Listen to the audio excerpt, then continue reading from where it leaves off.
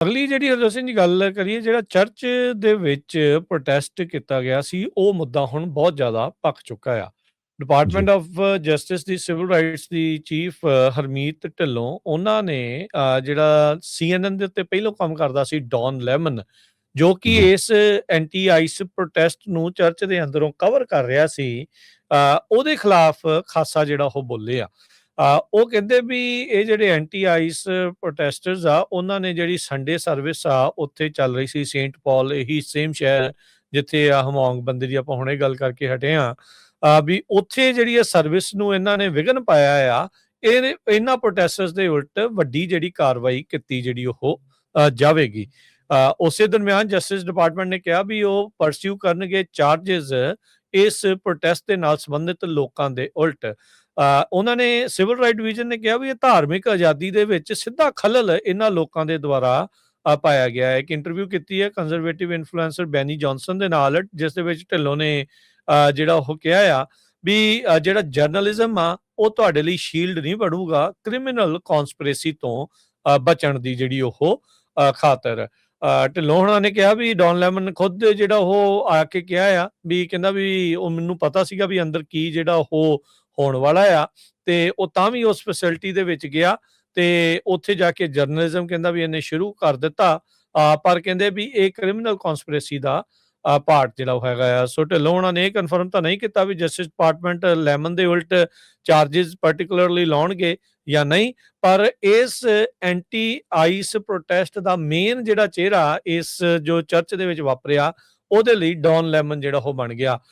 Don lemon ਨੇ ਵੀ ਆਪਣੇ ਜਿਹੜੇ ਇਸ ਦੇ ਉੱਤੇ ਟਿੱਪਣੀ ਹੁਣ ਕੀਤੀ ਆ, ਕਹਿੰਦੇ ਵੀ ਇਹ ਹੁਣ ਧੱਕਾ ਜਿਹੜਾ ਕਹਿੰਦੇ ਵੀ ਮੇਰੇ ਨਾਲ ਇੱਕ ਹਿਸਾਬ ਦੇ ਨਾਲ ਕਰ ਰਿਹਾ ਆ। ਕਹਿੰਦੇ ਵੀ ਮੈਂ ਇਕੱਲਾ ਉੱਥੇ ਜਰਨਲਿਸਟ ਨਹੀਂ ਸੀਗਾ, ਰਿਪੋਰਟਰ ਨਹੀਂ ਸੀਗਾ ਜੋ ਇਸ ਨੂੰ ਕਵਰ ਕਰ ਰਿਹਾ ਸੀਗਾ, ਪਰ ਮੈਨੂੰ ਹੀ ਜਿਹੜਾ ਇਹਨਾਂ ਨੇ ਪੁਆਇੰਟ ਆਊਟ ਕਰ ਰਹੇ ਆ, ਤੇ ਕਹਿੰਦੇ ਵੀ ਆਊਟਰੇਜ ਜਿਹੜਾ ਉਹ ਮੇਰੇ ਉਲਟ ਵਧਾਇਆ ਜਿਹੜਾ ਹੋ ਜਾ ਰਿਹਾ। ਕਹਿੰਦੇ ਵੀ ਉਹ ਕਹਿੰਦਾ ਵੀ ਨਹੀਂ, ਮੈਂ ਬਿਲਕੁਲ ਠੀਕ ਰਿਪੋਰਟਿੰਗ ਇਸ ਦੇ ਵਿੱਚ ਕੀਤੀ ਆ।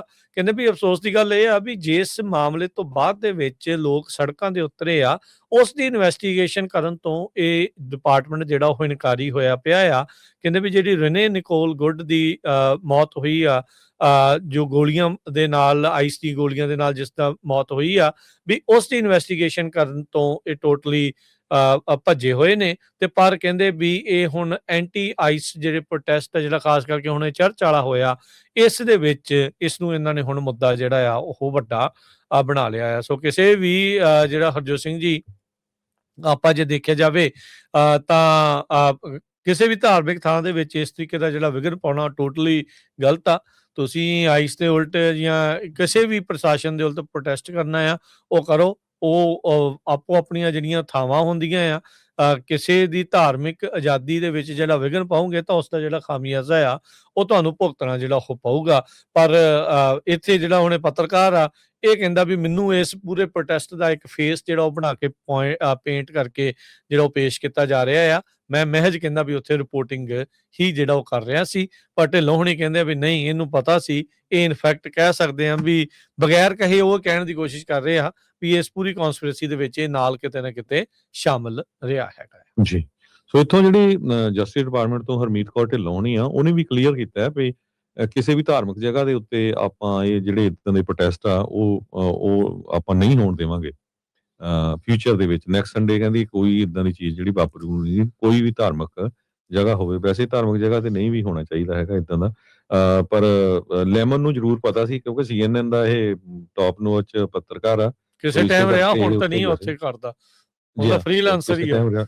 ਜੀ ਹਾਂ, ਤੇ ਸੋ ਇਹਨੂੰ ਪਤਾ ਆ ਤੇ ਇਸ਼ੂ ਉੱਥੇ ਹੁਣ ਬਹੁਤ ਵੱਡਾ ਆ। ਬਾਰ-ਬਾਰ ਟਰੰਪ ਹੁਣੀ ਕਹਿ ਰਹੇ ਹੈਗੇ ਆ ਵੀ ਆਪਾਂ ਇੰਸੁਰੈਕਸ਼ਨ ਐਕਟ ਇਨਵੋਕ ਕਰਾਂਗੇ ਮਿਨੀਸੋਟਾ ਸਟੇਟ ਦੇ ਵਿੱਚ, ਤੇ 1500 ਟਰੂਪ ਆਲਰੇਡੀ ਪ੍ਰੀਪੇਅਰਡ ਆ ਡਿਪਲੋਏ ਕਰਨ ਦੇ ਲਈ। ਸੋ ਹਜੇ ਤੱਕ ਤਾਂ ਨਹੀਂ ਹੋਏ, ਪਰ ਉਹ ਕਹਿ ਰਹੇ ਆ ਵਾਰ-ਵਾਰ ਆਪਾਂ ਇਹ ਚੀਜ਼ ਨੂੰ ਕਰਾਂਗੇ।